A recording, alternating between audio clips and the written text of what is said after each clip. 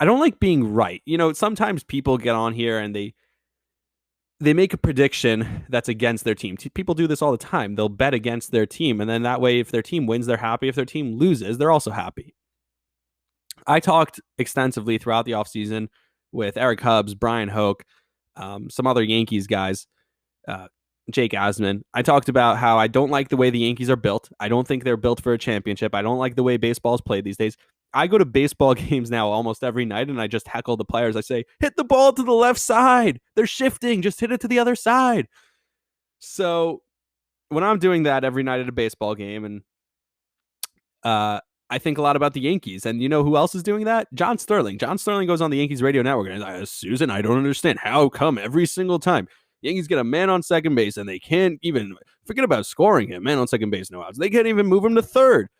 And it's true. That's the way baseball is played is ridiculous. And last night I saw Trey Turner hit a stand-up triple. That was the most entertaining part of the baseball game. There was also a grand slam, but watching Trey Turner run 3 bases as fast as he runs it, and you have to hit the ball hard and you have to have a little bit of luck. That's one of the most fun parts of the game. Last night, the Yankees won a game because Tyler Wade was able to steal second, and then they got a clutch hit. Situational hitting and running, not running to third every time there's a ground ball to shortstop.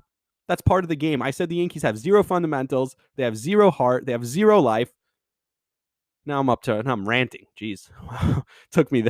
I went from 0 to 60 real quick there. I have to catch myself. But that's how the Yankees make me feel. They really, really piss me off. They don't play baseball the right way. They decided, hey, we're not going to get Tanaka. We're going to go with Corey Kluber and Jameson Taillon. And I love the Jameson Taillon story. I love that Kluber threw a no-hitter after not playing for 2 years. But look, he's out now. As far as Taillon, he stinks.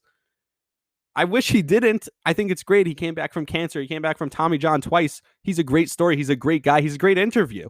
I defended him to the end of the earth when they said that, he talked about he needs more run support.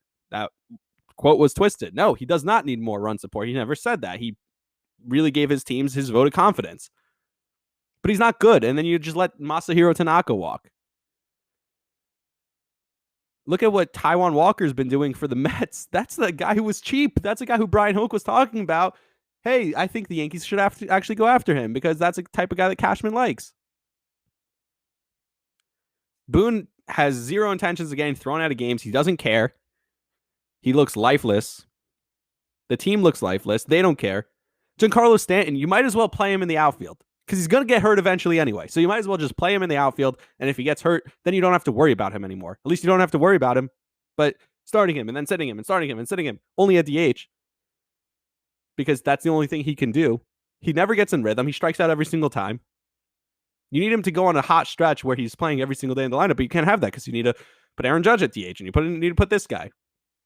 This is not a team that's going to win a World Series. I don't even care if they come back and make a wild card game. I don't know why people want them to make a wild card game at this point. Listen, I talked about this all off season. I don't want to be right about it. This is not the type of thing where, I told you so. I'm not happy that I'm saying I told you so, but it's a fact. This team is not a championship team. This team lacks everything. You could talk about the talent all day. You could talk about, once they start hitting, they're not starting to hit. They have 0 intention of starting to hit. And baseball, by the way, Major League Baseball. I talked about the issues with Major League Baseball. They came out now and they're like, now they're not allowed to use sticky stuff anymore. And forget about the 10-game suspension and what they talked about. Oh, you're going to suspend us for 10 games, but the Astros you still haven't suspended for a single game. Forget about that. Forget about Tyler Glass now saying that he got hurt because he's used to throwing a ball a certain way. Forget about all the headlines. Baseball's trying to shift the headlines. They're trying to say, hey, don't use sticky stuff. That way batters can hit better. You know how batters can hit better? If they tried to put the bat on the ball instead of just caring about launch angle and not caring about striking out. Let the game get to a bad point. I said that was the solve. That was the solution, was to let the game continue to roll. But what does baseball do? They go ahead and they say, no, we're going to fix it. Pitchers, you're not allowed to use sticky stuff anymore. That's out.